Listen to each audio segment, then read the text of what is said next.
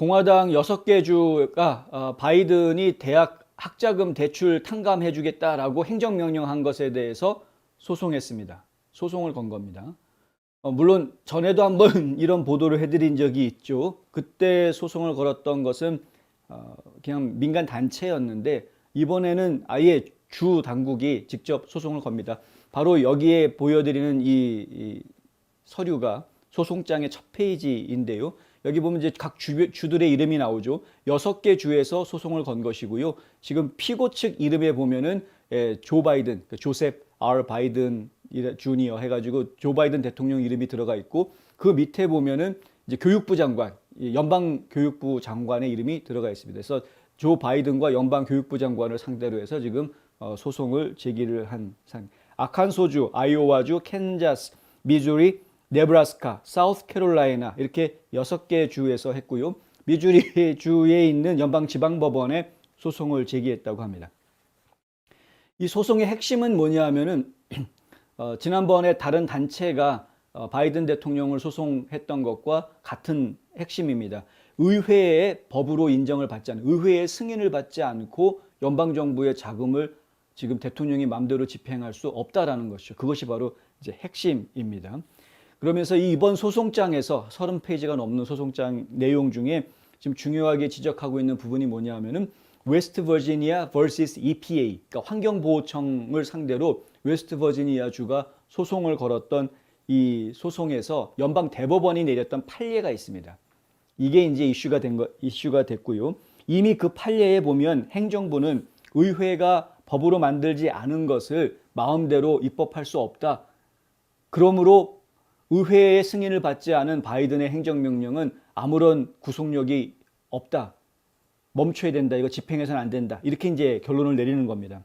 웨스트 버지니아 대 환경보호청 얘기 무슨 얘기냐면요. 간단하게 설명을 드리면 2015년에 오바마 전 대통령이 EPA에서 제안한 청정 전력 계획, 그러니까 클린 파워 플랜이라는 것을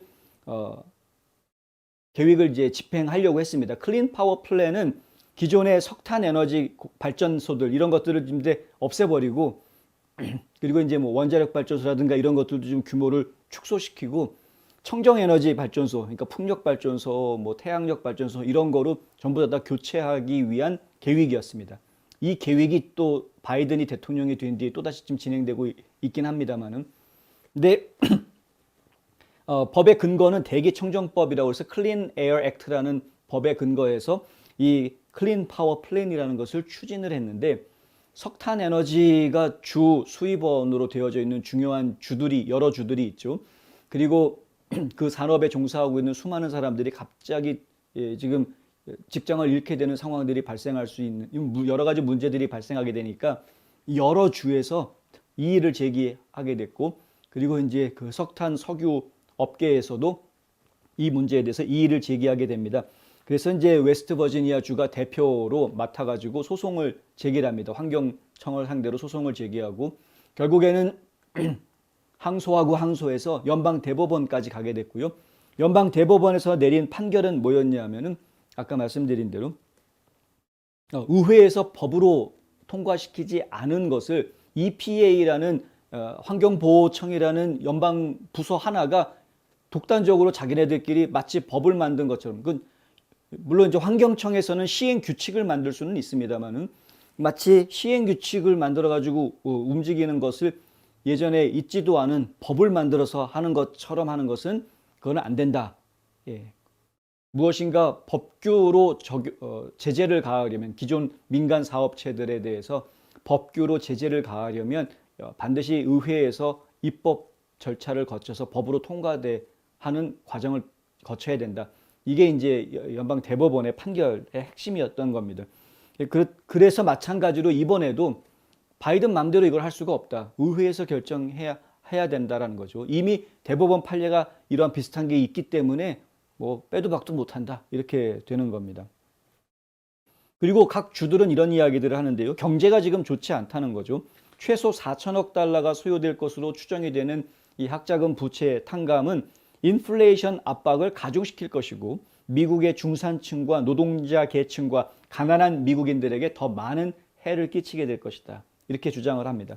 소송은 경제적 손실과 물가 상승에 대한 부담은 여유가 없는 사람들이 다 떠맡게 돼. 즉 서민층과 빈곤층을 강타하게 될 것이고, 하지만 혜택을 받는 사람은 소득 상위 60%에 있는 사람들이 오히려 혜택을 받게 된다. 왜? 그들은 대학 다니고 대학원 다니면서 학자금 융자해가지고 졸업장 받아서 더 월급 많이 받는 직장을 다니고 있으니까. 소득 수준 상위 60%에 있는 사람들이 오히려 빚을 탕감받는 이런 혜택을 받게 된다.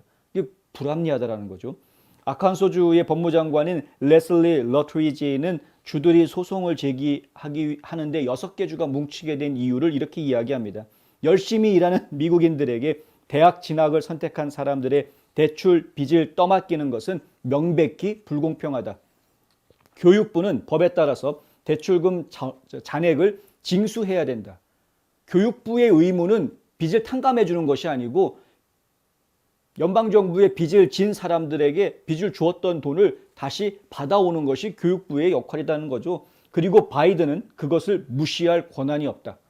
이게 지금 이제 6개 주의 법무장관들이 이야기하고 있는 내용입니다. 국민들이 모아서 낸 세금을 가지고 바이든 자기 맘대로 야, 내 맘대로 써! 뭐 이렇게 할 수 없는 겁니다. 절차가 있고 법이 있어야 됩니다. 자기 맘대로 할 수 있게 해놓은 게 아닙니다. 미국은 독재자의 나라가 아닙니다. 자유민주주의 국가이고 삼권 분립에 의해서 움직이는 나라입니다. 이 나라를 이끌어가고 있는 바이든 대통령이 그거를 모르고 있거나 망각해서는 안 된다. 다시 한번 말씀드리죠.